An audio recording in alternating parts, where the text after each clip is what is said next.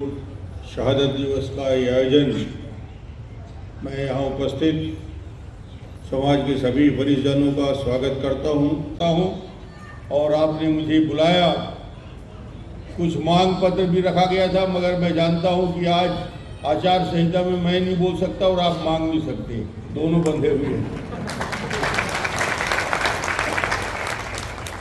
हमारे इशारे में मैंने नीलकंठ को और एमडी को बता दिया है, समाज जो मांगेगा पूरा करेगी, बोलने की जरूरत नहीं। गरीब परिवार का भी कार्यकर्ता है, नेता है, समाज का है, तो विष्णुदेव साय और द्रौपदी जी को सर्वोच्च स्थान में बैठने का काम, और विष्णुदेव ने काम किया जो हिंदुस्तान का कोई मुख्यमंत्री नहीं कर सकता। विष्णुदेव साय ने 1 साल होते होते गाँव में खुशहाली लाने का काम किया, जीवन में परिवर्तन लाया। 3100 रुपया क्विंटल धान खरीदने की बात यदि कोई करता है, अकेला हिंदुस्तान में विष्णुदेव साय। 21 क्विंटल धान खरीदी, 2 साल का बोनस 3170 करोड़ रुपया, 70 लाख बहनों को महतारी वंदन में साल में 12,000 देने का काम कोई करता है तो विष्णुदेव साय करता है। इस लोगों का भी स्वागत किया, सम्मान किया गया, बेटियों का सम्मान किया, बेटी का सम्मान किया जिन्होंने मेरिट में एक स्थान प्राप्त किया है। समाज को ये तय करना पड़ेगा, बेटा तो पढ़ेगा मगर बेटी भी 100% पढ़ेगी, कॉलेज जाएगी, डॉक्टर बनेगी, इंजीनियर बनेगी। जब समाज की ऐसी बड़ी बैठक होती है और बड़े बड़े प्रदेश राष्ट्रीय स्तर के नेतृत्व बैठते हैं तो ये तय होना चाहिए कि बेटियों को सम्मान के साथ उच्च शिक्षा और बाकी चीज़ों में भी आगे बढ़ाने का काम करना चाहिए, क्योंकि ये वक्त आ गया है परिवर्तन से।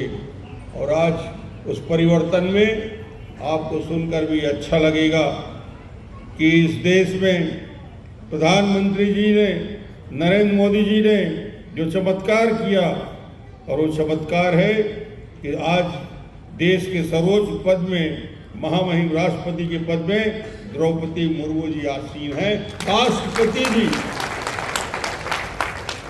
एक गरीब परिवार की आदिवासी बेटी आज हिंदुस्तान के सर्वोच्च सिंहासन पे बैठी है, और उनको मैंने छत्तीसगढ़ में मार्च में आने का आग्रह किया है। मार्च में छत्तीसगढ़ भी आने वाली है।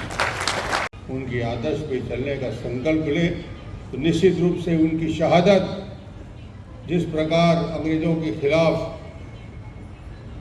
वन सत्याग्रह, जल जंगल जमीन, और अंग्रेजों ने उस पर आधिपत्य बनाने की कोशिश, षड्यंत्र किया, और उस षड्यंत्र में उस समय 21 जनवरी 1939 ऐतिहासिक दिन भद्राटोला में 3000 से ज़्यादा पूरे क्षेत्र के वनवासी एकत्रित हुए। उनका मूल उद्देश्य था, आज़ादी के पहले अंग्रेजों का इतना सख्त कानून था कि विरोध करने वालों को या तो जेल में डाल दिया करते थे, या फांसी की सजा हो जाती थी, या अंग्रेजों का विरोध करने वालों को गोली मार दिया जाता। रामादीन गौड़ उस सत्याग्रह का, आंदोलन का नेतृत्व करते रहे, और अंत में अंग्रेजों ने उनको इस आंदोलन के चलाने के लिए, वहाँ से हटने के लिए चेतावनी दी। मगर उस समय की घटना इतिहास में दर्ज है कि रामादीन गौड़ ने भारत माता की जय, महात्मा गांधी की जय कहते हुए सामने खड़े होकर सीने पे गोली ली। ऐसा शहीद रामादीन गौड़ है जिन्होंने हिम्मत के साथ ब्रिटिश सल्तनत को चुनौती देना, वनवासियों के साथ मिलकर उस कानून का विरोध करना जो हजारों लाखों परिवारों को, वनवासी परिवारों को जो नुकसान कर सकता था, उसके लिए। और आज 23 तारीख है, 21 जनवरी को उनकी शहादत दिवस है। मैं शहीद रामादीन गौड़ को अपनी श्रद्धांजलि अर्पित करता हूँ। वो दौर था, आज़ादी के लिए महात्मा गांधी का आह्वान हुआ। छत्तीसगढ़ के और राजनांदगांव के ठाकुर प्यारेलाल सिंह महात्मा गांधी के आह्वान पे ये सत्याग्रह 21 जनवरी को किया गया और उस सत्याग्रह के साथ साथ एक आज़ादी के उस दौर में जो कहते हैं कि राजनांदगांव या राजनांदगांव के वन अंचल में क्या विद्रोह हुआ था, मैं कहना चाहता हूं कि महात्मा गांधी या ठाकुर प्यारेलाल ही नहीं, वनवासी क्षेत्र के हजारों वनवासियों ने अंग्रेजों के खिलाफ बगावत की बुगुल फीका था और यही एक कारण है जिसकी वजह से रामाधीन गौड़ को गोली मार दिया गया।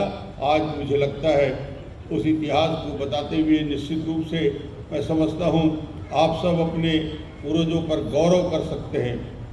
उनके परिवार के लोग आज यहाँ पे मौजूद हैं, उनका भी मैं सम्मान करता हूँ कि उस पीढ़ी के लोग हैं जिन्होंने इस छत्तीसगढ़ के लिए, इस देश के लिए, आज़ादी के लिए खून बहाया है। निश्चित रूप से आज उनको संस्मरण करने का दिन है।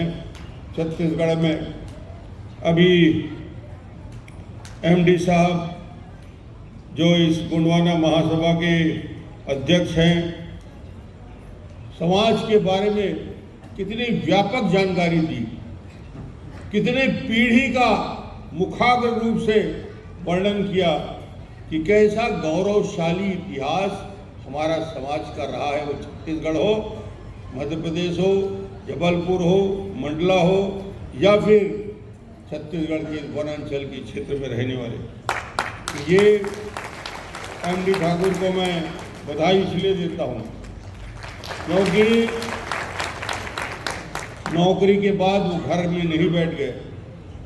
आज पूरे छत्तीसगढ़ में एमडी ठाकुर वनवासी क्षेत्र में जाके आदिवासियों को जागृत करने का काम करते हैं और हर क्षेत्र में बस्तर से सरगुजा और हिंदुस्तान के बाकी राज्यों में बुलाया जाता है।